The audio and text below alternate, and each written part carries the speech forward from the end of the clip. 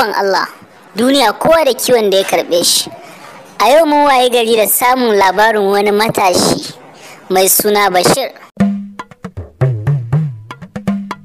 Jihar Kanin Dabo haske ya bude su Sulamido sabon sarkin ya.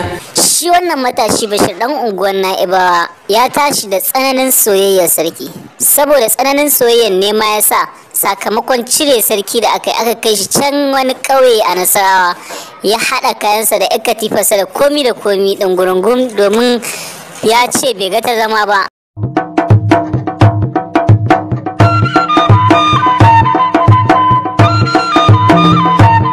A yanzu haka da ya tattara katifarsa da komi ya bi sarki har can lungun da aka yi shi, ya ce ba zai iya rayuwa ba tare da sarkin Kano Sunusi Lamido Sunusi ba a Kano.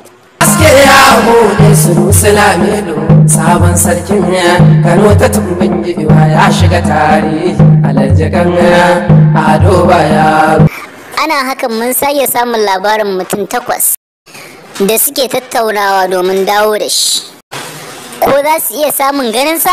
Domin yanzu haka ya nisa a babur ɗinsa Nasarawa. Tiddayen da ake ciki za ku ji. Sarkin Kano Sunusi.